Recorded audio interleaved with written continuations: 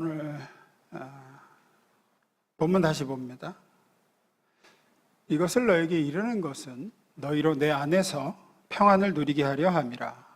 세상에서는 너희가 환난을 당하나 담대하라, 내가 세상을 이기었노라. 16장 제일 마지막 구절입니다. 예수님은 요한복음 16장 전체에서 이제 장차 다가올 악과 고통에 대해서 미리 말씀해 주시죠. 이제 조금 있으면은 너희가 나를 보지 못하게 될 거다. 또 앞쪽에는 사람들이 너희를 핍박하고 너희에게 이런 아주 못된 짓들을 하게 될 날이 올 거다. 그러면서 이제 기도해야 된다, 이런 얘기를 하셔요. 그래서 맨 마지막에서 이렇게 내가 이런 것들을 미리 너에게 일어날 일들을 얘기하는 이유는 너희로 내 안에서 평안을 누리게 하려고 이 얘기를 하는 거다라는 얘기를 하시죠. 불안해하고 두려워하고 염려하라고 해주는 말이 아니라 내가 세상을, 다시 좀 띄워놔주세요. 담대하라, 내가 세상을 이겼다. 이겼다라는 이 단어가 원어에는 정복하다라는 뜻입니다. 다스리다. 내가 지금 세상을 정복하고 다스리고 있으니까 너희가 불안해하지 말아라. 평안을 누리라고 내가 이 이야기를 해준 거다. 얘기를 하세요. 그래서 오늘은 요 한 구절 말씀을 주제로 해서 평안을 핵심 단어로 좀 나눠보려고 합니다. 오늘 나누고자 하는 얘기를 한 문장으로 하면 이렇습니다. 읽습니다. 시작. 주님이 내가 너에게 이런 걸 이르는 이유는 너희로 내 안에서 평안을 누리게 하려고 한다. 너희가 평안하라고 내가 이 얘기를 해준다라는 얘기를 하세요. 다시 본문 좀 띄워주세요. 이것을 너에게 이르는 것은 앞으로 무슨 일을 만나게 될지를 소상히 얘기를 해주는 것은 너희로 평안을 누리게 하려고 이 얘기를 한다. 그러면서 16장에서 무슨 얘기를 하셨는지 잠깐만 좀 되돌아보겠습니다. 16장 16절부터 봅니다. 조금 있으면 너희가 나를 보지 못하겠고 또 조금 있으면 나를 보리라. 십자가에 내가 못 박혀 죽으면 너희는 나를 못 볼 것이고 부활할 텐데 그때는 너희가 나를 보게 될 거다. 20절, 내가 진실로 진실로 너에게 이르노니 너희는 곡하고 애곡하겠으나 세상은 기뻐하리라. 너희는 근심하겠으나 너희 근심이 도리어 기쁨이 되리라.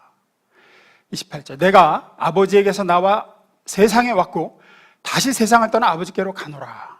전부 다 앞으로 되어질 일이 이렇게 되어질 것이고 그렇게 되는 이유를 이제 미리 얘기를 알려주시는 거죠. 32절에는 이렇게 또 말씀하십니다. 읽습니다. 시작.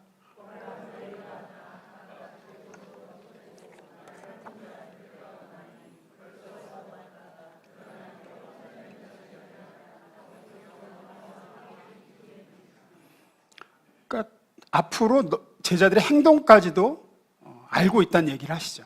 전부 무슨 얘기냐면 현재 지금 제자들이 두렵고 불안한 마음을 아시는 주님께서 미래에 이제 일어난 일들도 내가 훤히 알고 있고 이게 다 내가 모르는 채 일어나는 게 아니라 내가 지금 다 아는 내 통제 안에서 일어나는 일이다라는 얘기를 하세요. 그리고 그 다음에 이렇게 얘기하시죠. 1절 4절입니다. 내가 너희에게 이 말을 한 것은 너희 믿음이 흔들리지 않게 하려는 것이다. 그러한 때가 오면, 어떤 때, 내가 얘기한 그 일이 일어나는 때가 오면 내가 한 말을 기억하라고 너희에게 미리 말해두는 것이다. 뭘 기억하라고? 예수님은 이미 다 알고 계셨구나. 예수님은 다 알고 계시며 다 주님 손 안에서 지금 일들이 벌어지고 일어나고 이런 일이구나 하는 사실을 깨닫고 두려움과 불안에 짓눌리지 않고 평안을 누리게 하려고 내가 이 얘기를 한다. 이 얘기예요. 결국은 16장의 제일 마지막 얘기는 그 얘기입니다. 여기서 우리가 좀 붙들었으면 하는 게 이 하나님의 주님의 전지하심입니다. 우리가 전능하신 하나님 그러죠.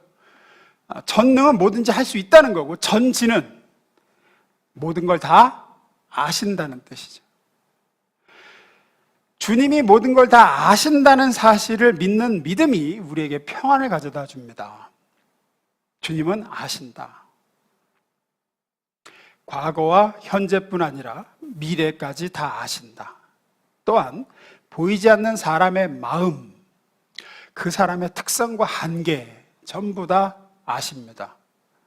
우리 인생 전체와 우리가 미처 말하기도 전에 우리 속의 생각도 미리 다 아십니다. 예수님은 이것을 너희 머리카락 한 올까지도 다 세신 바 되었다 이렇게 표현하셨죠. 복음서에서 보면 예수님이 이렇게 사람들이 모여서 속으로만 생각한 것도 다 아시는 장면이 나오죠. 네가 지금 속에 그렇게 생각하고 있는데 너 그거 잘못된 생각이다 이렇게 말씀하시는 분도 있고, 또 어떤 사람을 만나시기 전에 이미 그 사람의 인생과 그 사람이 뭘 겪어왔고 지금 어떤 마음이고 이런 것들도 다 알고 계시는 장면이 나옵니다. 나다나엘을 만날 때 그러시죠. 나다나엘을 만났을 때 나다나엘은 주님을 모르는데 주님은 내가 너를 안다, 네가 무화과나무 아래 있을 때 봤다 이런 말씀을 하시죠. 시편 139편은 하나님의 그 주님의 전지성에 대해서 잘 얘기해 주고 있습니다. 우리 세 구절만 보겠습니다. 읽어보겠습니다. 시작.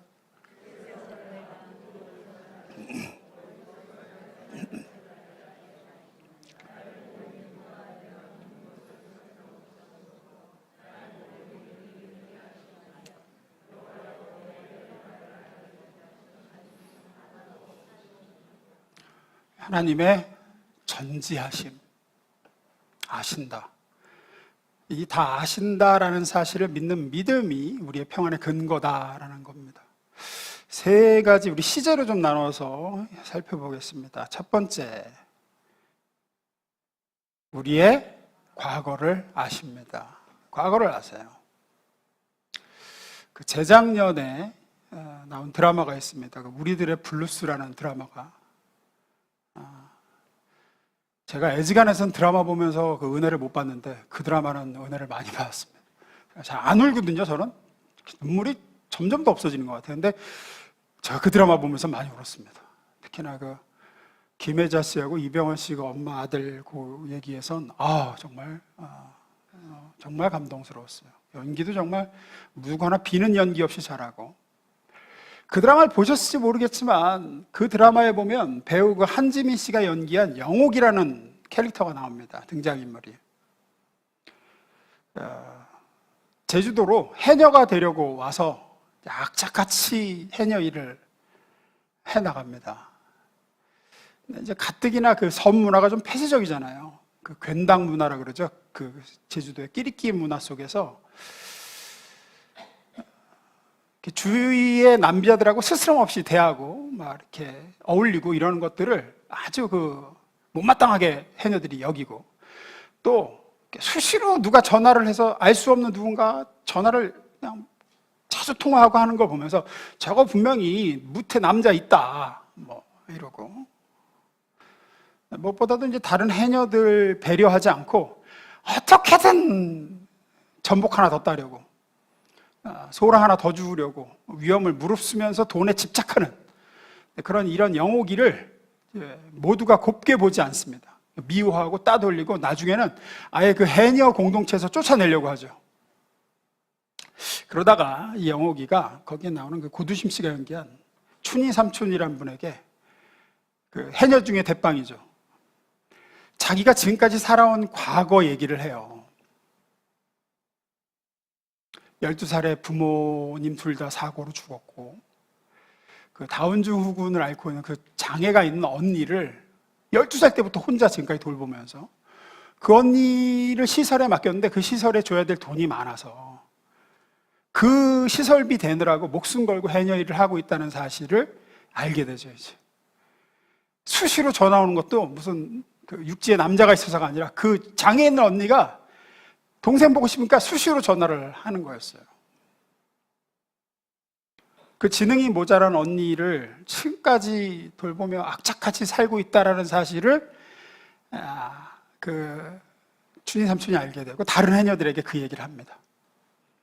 한 여인의 과거를 알게 되면서 모두가 바뀌죠.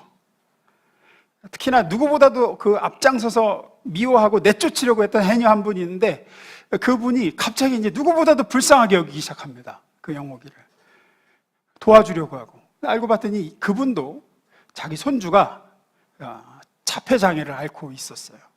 그래서 굉장히 동질감을 느끼고 긍휼히 여기고 그럽니다.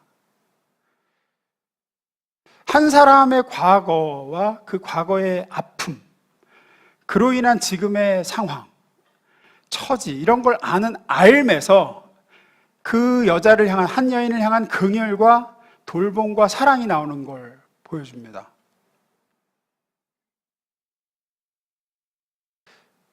인간의 한 인간이 다른 사람의 과거를 안다는 것만으로도 우리는 이렇게 사람을 이해하게 되고 그 사람을 향한 불쌍히 여기는 마음, 이런 것들이 생기고 어떻게든 좀 도와주고 싶은 생각이 생기고 그러죠.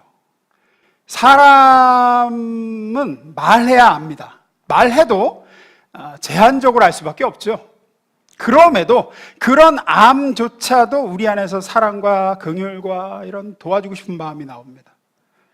하물며 우리 주님은 우리가 말하지 않아도 우리가 지나온 세월을 아시죠. 사실은 아신다는 표현도 정확하지는 않습니다. 함께 하셨다는 게 맞습니다. 주님은 우리의 과거의 모든 시간 속에 우리와 함께 하시며 우리의 힘들었던 경험의 자리에 우리와 함께 그걸 겪으셨습니다.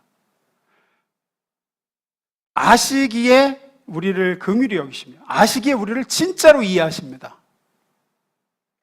요한복음 4장에 보면 그 수가성 우물가 여인 얘기가 나옵니다. 보시면 이르시되 가서 내 남편을 불러오라, 예수님이 그러시죠. 그러자 이 우물가의 사마리아 여인이 그러죠. 여자가 대답하여 이르되 나는 남편이 없나이다.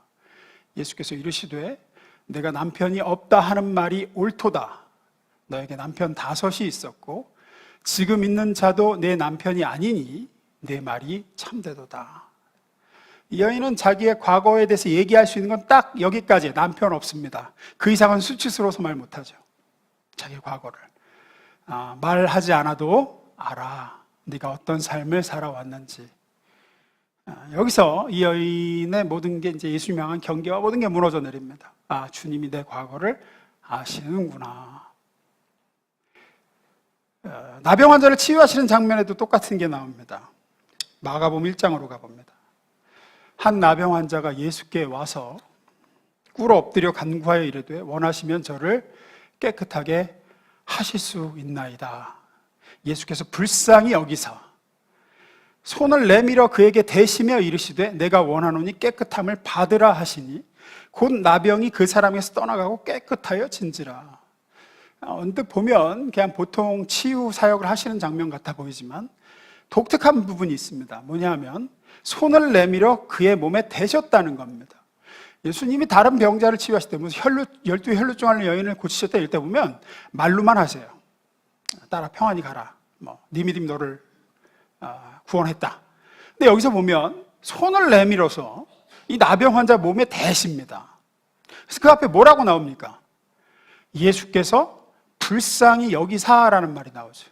이게 무슨 얘기냐면 당시의 나병, 문둥병 환자는 누구와도 접촉할 수 없는 병입니다.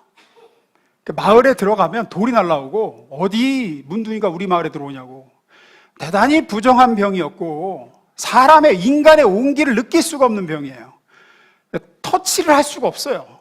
한 번도 이 사람은 나병이 발병한 이래로 인간의 온기를 느껴본 적이 없어요. 누구도 자기에게 손을 대지 않았어요. 근데 그걸 아시는 거죠. 띄워놓으세요. 그걸 아시는 주님께서 이 사람의 과거를 불쌍히 여기시는 거예요.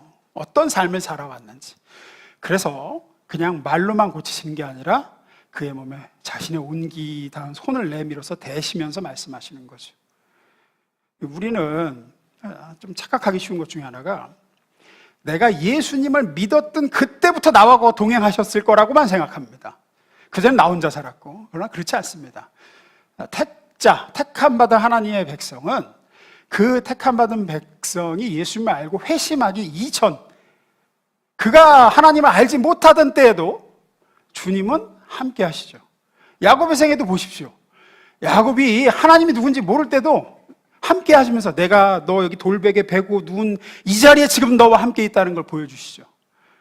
이 나병 환자도 마찬가지였습니다. 주님이 내 과거의 아픔을, 상처를 아시는구나. 누구도 손 내밀어 주지 않았던 그 환자의 아픔과 상처, 눈물을 아셨기에 손을 내밀어 그에게 대시죠. 우리에게도 마찬가지입니다. 우리의 과거, 우리의 모든 아픈 경험들, 슬픈 기억들, 그 시간들, 주님은 그 모든 시간에 함께 하셨고 보셨고 아십니다. 누구도 모르는 나의 지나온 세월을 주님은 아십니다. 아시기에 우리를 정말로 이해하시고 참으로 불쌍히 여기시며 돌봄과 사랑을 부어주십니다. 사람들은 모르죠. 모르기 때문에 오해하고 나를 함부로 판단하고 안 좋게 보기도 합니다. 내가 어떤 세월을 겪어왔는지 모르기 때문입니다. 하지만 주님은 아십니다. 그래서 정죄하지 않으시고 용납하시며 품으시고 내가 왜 지금 이런 성격이 되었는지, 왜 그렇게 반응할 수밖에 없는지도 다 아세요. 아시기에 이해하시고 그래서 불쌍히 여기십니다. 아무도 모르는 꽁꽁 숨겨둔 과거의 그 사건들조차 주님은 아십니다. 그 아시는 주님이 나를 사랑하시고 나를 위하고 계십니다. 여기에 우리의 평안이 있는 줄로 믿습니다. 우리의 평안의 근거, 하나님이 아신답니다. 두 번째 가봅니다. 읽습니다. 시작. 주님은 저와 여러분의 과거뿐 아니라 현재, 지금도 아십니다. 지금의 내 처지, 오늘의 내 상황, 형편, 어려움, 이런 거 아십니다. 그래서 예수님께서는 기도를 가르쳐 주실 때 이렇게 했어요. 너희는 이방인처럼 무엇을 먹을까, 무엇을 마실까 이런 거 구하지 말아라 하면서 이유를 뭐라 그러세요? 아버지께서 너희에게 그것이 있어야, 지금 너희에게 그것이 필요한 줄을 아시느니라 그러죠. 아신다. 현재 너의 결핍이 무엇인지 하나님이 모르지 않는다. 창세기에 보면 노아 홍수가 일어난 후 이제 방주에 탔죠. 노아와 가족들, 동물들이 이제 방주에 타서 이렇게 물이 많이 오니까 방주가 떠오르고 방주가 이렇게 떠다니죠. 한참 떠다닌 다음에 이런 구절이 나와요. 8장 1절입니다. 읽어보겠습니다. 시작.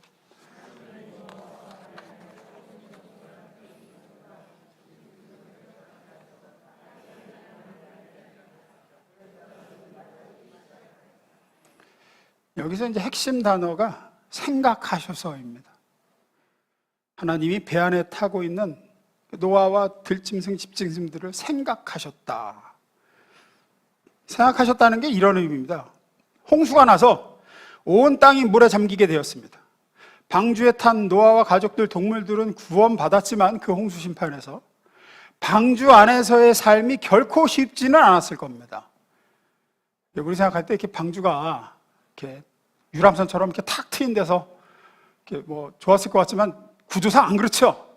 창문도 없어요. 창문도 캄캄한데 그냥 뚜껑까지 다 덮여가지고, 그래야 하긴 비가 쏟아질 때 비가 배 안으로 안 들어오니까 완전히 나무 상자 같아요. 보니까 나무 상자. 그 안에서 하루도 아니고 150일을 있었어요. 150일을. 그 안에서의 삶을, 그 안에서 버티고 있는 그들의 삶이 쉽지 않았음을, 현재 그들의 상태가 어떤지 주님은 아셨다는 겁니다. 그걸 생각하사, 방주에 있는 바오와 동물들을 생각하사. 그렇게 계속 있으면 방주에 타고 있다고 해서 살아남을 수 없습니다. 방주 안에 먹을 게 무슨 얼마나 있겠습니까? 그거 계속 가면 다 굶어 죽어요. 그 안에서 어쩌면 그냥 깨끗하게 물에 잠겨 죽는 게 낫지, 그 안에서 지옥도가 펼쳐질 겁니다. 계속 그렇게 물에 떠 있으면. 이런 노아의 형편과 사정을 하나님이 모르시지 않았다라는 것을 이렇게 표현한 거죠. 자, 좀 띄워놓으세요. 자꾸 내리지 마시고 잠깐만. 하나님이 노아와 배 안에 타고 있는 온갖 들짐승과 집직승을 생각하셔서 땅 위에 바람이 일게 하셨다. 그러자 물이 빠지기 시작하였다. 됐습니다. 이렇게 더 가면 쟤들이 못 버티겠구나라는 걸 생각하셨죠. 그들의 지금 힘든 사정을 아셨습니다. 그래서 물을 걷어내시기 시작했다는 얘기가 나옵니다. 하나님은 현재 저와 여러분의 상황, 지금 겪고 있는 어려움, 뭔가 힘든 마음, 처지 이런 거 아신다는 겁니다. 내가 지금 같은 상황이 계속되면 버틸 수 없다는 걸 또 아세요. 모르지 않으십니다. 아시기에 절대 그냥 방치해 내버려 두지 않으신다고 성경은 얘기해요. 성경은 그래서 이렇게 약속하죠. 고린도전서 10장 13절입니다. 사람이 감당할 시험 밖에는 너희가 당한 것이 없나니 오직 하나님은 미쁘사는 하나님은 믿을 만한 분이셔서 너희가 감당하지 못할 시험당함을 허락하지 아니하시고 시험당할 쯤에 또한 피할 길을 내사 너희로 능히 감당하게 하시느니라. 하나님은 우리가 어느 정도 약한지 우리의 내구도를 아십니다. 기계든 사람이든 동물이든 감당할 수 없는 이상의 짐을 지우거나 또 기계도 어느 정도 하면은 이게 시켜줘야 되죠. 계속 감당할 수 없을 만큼 하면 망가져 버리죠. 하나님은 우리의 그 내구도를 아십니다. 아시기에 가장 정확한 때에 피할 길을 주시든 이길 힘을 주시든 우리의 현재 삶을 버텨낼 수 있도록 공급을 주시고 피할 길을 열어주실 줄로 믿습니다. 아시기 때문입니다.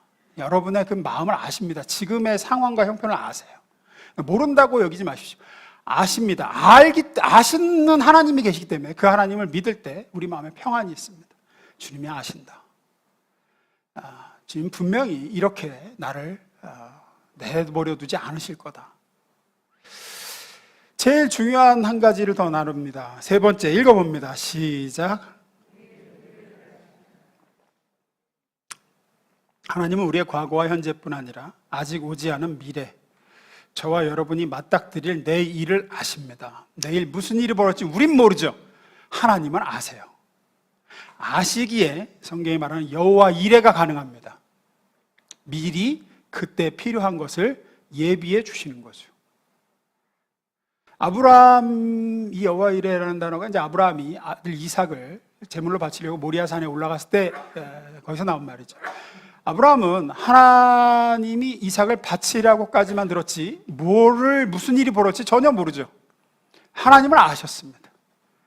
하나님은 아브라함이 어떤 선택을 할지도 아셨고 그 뒤에 무슨 일이 벌어질지도 아셔서 미리 양 한 마리를 산에서 준비시켜 놓고 계셨죠.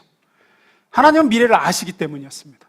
아브라함은 괴로운 심정으로 아들을 데리고 올라가지만 하나님은 그 뒤에 벌어질 모든 것을 알고 계셨습니다. 우리에게도 마찬가지입니다. 하나님이 그런 분이시라는 걸 믿을 때 우리는 미래에 대한 두려움이나 염려에 휩싸이지 않고 평안할 수 있습니다. 그래서 성경은 이렇게 얘기합니다. 6장 34절 마태복음. 그러므로 내일 일을 위하여 염려하지 말라. 내일 일은 내일이 염려할 것이요 한날의 괴로움은 그날로 족하니라. 이게 그냥 내일 대비할 필요 없다. 저축도 하지 마. 이런 얘기가 아닙니다. 그런 얘기가 아니라 이 얘기에 하나님이 하시는, 주님 말씀하신 이 말씀의 뜻은 하나님은 오늘 너한테 필요한 게 뭔지 아셔서 오늘 필요한 것을 아시는 주님께서 오늘 필요한 공급을 주고 계시지 않냐, 너한테. 오늘 네가 굶어 죽지 않게, 네가 숨쉬고 살 수 있게 모든 필요를 오늘, 또 오늘 네가 맞닥뜨릴 문제를 해결할 지혜도 주시고 도울 사람도 보내주시고 하시지 않느냐 지금. 그래서 여기까지 오지 않았느냐. 에베네셀 하나님이 도우셔서 여기까지 오지 않았느냐. 그 하나님이 내일 필요한 건, 내일을 아시는, 너의 내일 무슨 일이 벌어질지를 아시는 주님께서 내일 너의 필요한 공급은 내일 주실 거야. 그러니까 오늘 내일을 생각하면서 내일의 걱정거리를 끌어당겨 와서 오늘 내일 걱정하면서 오늘 주시는 하나님의 공급과 이런 것들을 감사하고 누리고 이러질 못하고 살지 말아라, 이 얘기예요. 내일 생각하느라고 오늘을 이렇게 복된 날 주셔서 감사합니다, 주님 나와 함께 하시니 기쁩니다, 이걸 누리면서 살길 원하시는데 내일은 어떡하나, 다음 주는 어떡하나, 내년은 어떡하나 이러지 말라는 거예요. 그때는 그때 필요한 공급을 하나님이, 그때 너한테 무슨 일이 벌어질지 너는 모르지만 하나님은 아시니까 그때 딱 맞춤 도움을, 때를 따라 돕는 은혜가 예비되어 있어. 그러니까 두려워하지 마. 오늘을 기뻐하며 살아. 오늘을. 이 얘기죠. 요거를 잘 보여주는 것 중 하나가 출애굽할 때 이스라엘 백성에게 내렸던 만나죠, 만나. 만나는 한 번에 얼만큼씩 내렸습니까? 딱 하루 먹을 거 내렸죠, 하루 먹을 거. 그 다음 날에는 또 그 다음 날에 만나가, 그날 먹을 만나가 그날 먹을 만큼 내렸습니다. 그래서 하나님은 금지하신 게 뭐냐면 만나 쟁겨놓지 말아라 그러셨어요. 만나를 왜 쟁겨놓으려고 그럴까요? 내일 안 내릴지도 모르니까 이거예요. 내일 공급이 없으면 어떡해. 그래서 사람들은 자꾸만 이제 내일의 만나까지 오늘 모아놓으려고 했죠. 왜? 내일 안 주시면 어떡해. 이거예요, 내일. 오늘은 어떻게 넘겼는데, 오늘은 만나가 있어 넘겼는데, 내일 혹시 뚝 끊기면 어떡해.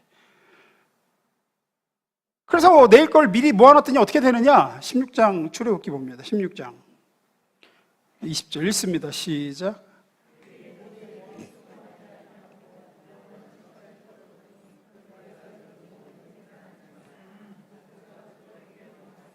네. 벌레가 생기고 냄새가 나는 거죠. 썩어서 냄새 납니다. 모세가 진노합니다. 왜 화를 냈죠? 예, 하나님은 내일은 또 내일의 양식을 주실 텐데 너희들이 그걸 못 믿고 오늘 내일 것까지 끌어다가 내일의 걱정까지 끌어안아서 이렇게 되지 않았느냐 그거죠. 우리도 마찬가지입니다, 여러분. 내일은 하나님이 내일의 공급을 주실 거예요. 여기까지 그렇게 왔잖아요, 우리가. 하나님의 도우심은 여기까지 왔고 우리의 내일, 내년, 노후엔 또 그때를 아시는 주님께서, 그때 내게 무슨 일이 올지를 아시는 주님께서 그때 필요한 것들을 예배해 놓으셨습니다. 그때 만나가 그때 내릴 줄로 믿습니다. 이걸 못 믿고 그때 걱정을 오늘 끌어다가 오늘 짊어지려고 하면 속이 썩는 거예요. 냄새가 나는 거예요. 속이 썩어 문드러지는 거예요, 힘들어서. 그래서 주님이 명확하게 말씀하시는 거죠. 6장 34절. 그러므로 내일 일을 위하여 염려하지 말아라. 내일 일은 내일이 염려할 것이요 한날의 괴로움은 그날로 족하니라. 내일 무슨 일이 닥치든 너는 모르지만 하나님은 아시니까 그 일을 해결할 지혜도 주실 거고 힘도 주실 거고 공급도 주실 거고 도우심도 그때에 주실 거다. 그러니 미리 매몰되지 말아라. 헬라어로 염려라는 단어가 합성어입니다. 그 메리조하고 나우스라는 단어가 합성어인데 그 뜻이 뭐냐면 생각이 나눠지다예요. 생각이 나눠지다. 염려라는 건 생각이 나눠지는 겁니다. 오늘 어떻게 사나 하는 생각과 내일은 또 어떻게 하나, 이 두 가지로 생각이 갈라지는 걸 염려라고 헬라어는 얘기를 해요. 적절한 표현이라고 생각합니다. 하나님은 오늘을 잘 살 수 있는 공급과 지혜와 힘과 자원을 주십니다. 매일 만나를 주셨듯 우리 오늘 현재를 살 수 있도록 주세요. 염려는 이제 그걸 나누는 거죠. 내일의 문제까지 끌고 들어와서 오늘 주신 지혜로 내일 것까지 해결해 보려고 하는 거예요. 그 결과 어떻게 되느냐? 늘 부족에 시달리게 됩니다. 그리고 불안정한 사람이 돼요. 야고보 사도는 이걸 이렇게 얘기했습니다. 야고보서 1장 8절. 그는 두 마음을 품은 사람이요 그의 모든 행동에는 안정이 없습니다. 마음이 둘로 나눠져서 그렇대요.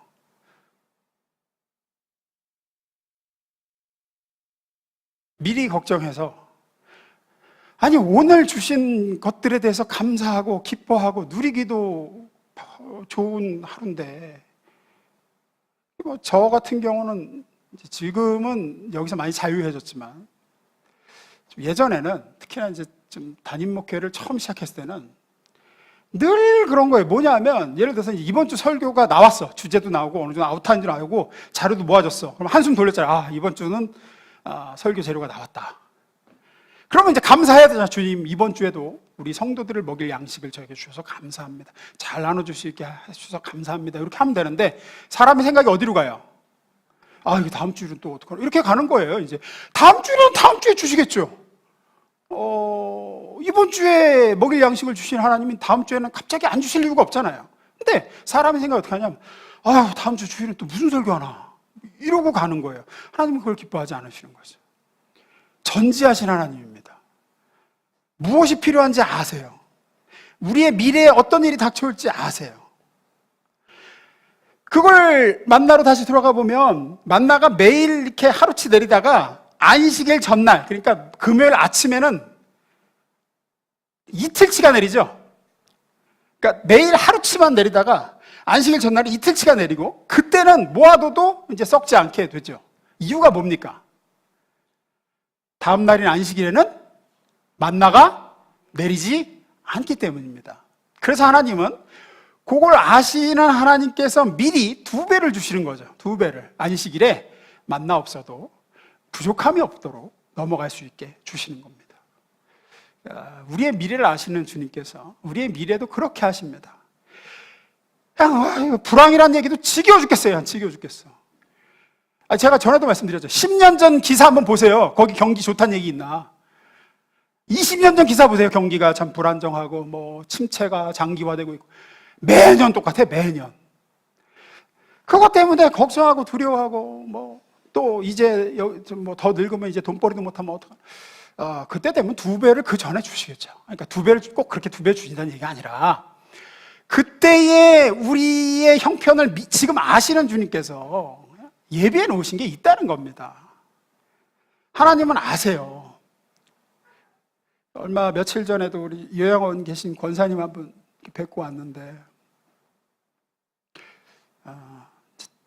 저도 그렇고 다들 그런 생각이 들죠. 내가 나중에 늙어 저렇게 되면 어떻게 버틸까? 움직이도 못하고. 근데 그것도 사실은 믿음 없는 겁니다. 왜냐하면 그때는 또 그 시간을 버텨낼 은혜를 주실 거예요.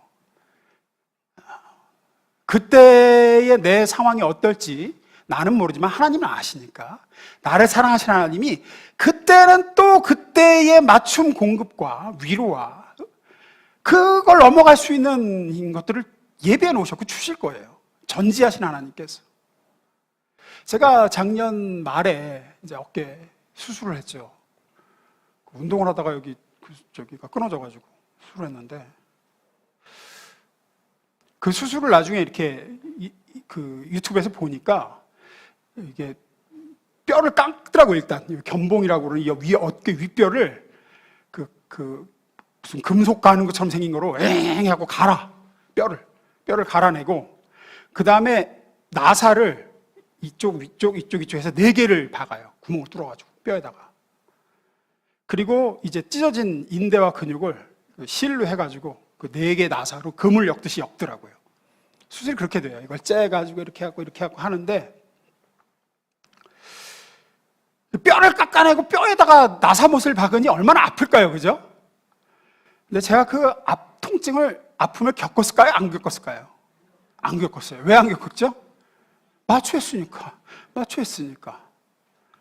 또 수술 끝나고 나서도 이게 굉장히 아플 거잖아요. 아물 때까지. 제가 수술 후에도 그렇게 아픈 줄 모르고 그냥 지냈습니다. 병원에 있는 동안에. 왜 그랬을까요? 무통주사 맞아서. 무통주사 이렇게 누르면 찍 하고 들어와요. 보니까 성분을 제가 보니까 마약성 진통제더라고. 펜타닐이라고.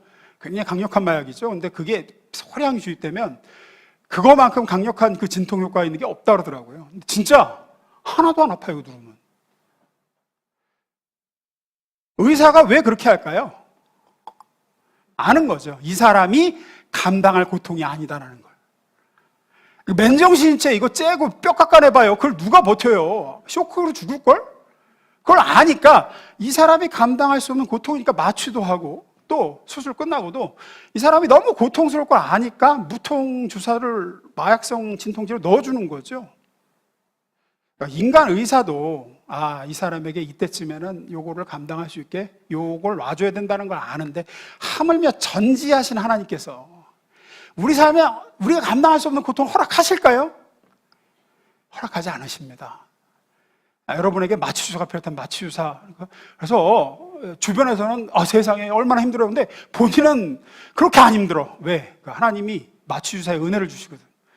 그걸 넘어가요. 지나놓고 보면 어떻게 왔나 싶지만 그 힘든 세월을 이겨낼 수 있는 평상시에는 주어지지 않는 하나님의 공급이 있습니다. 우리가 이걸 믿을 때 우리의 마음에 평안이 오죠. 두려움이 사라집니다.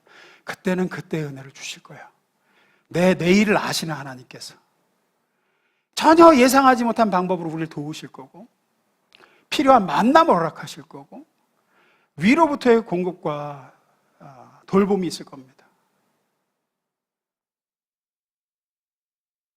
우리는 내일 일을 알지 못하지만 전지하신 하나님은 우리의 내일 일을 아시기 때문입니다.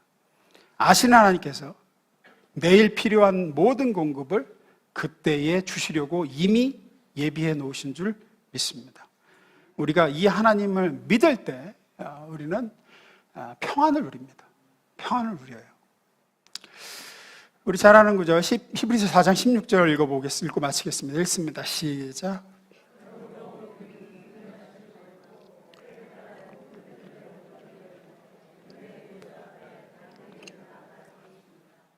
여기서 때를 따라 돕는 은혜라고 번역된 이 말씀은 근본 뜻은 이런 거죠.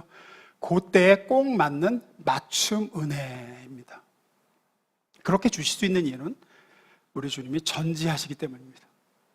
우리의 어제를, 과거를 아시고, 오늘 우리를 아시고, 내 마음이 어떤지, 형편이 어떤지 아시고, 장차 미래에 어떤 일을 만나게 될지, 어떤 문제들이 우리를 맞닥뜨리게 될지 아시기 때문에 딱 그때에 맞는 맞춤 은혜로 우리를 도우시는 분인 줄로 믿습니다. 이 믿음 안에 평안하시길 주의 이름으로 축원합니다. 기도하겠습니다.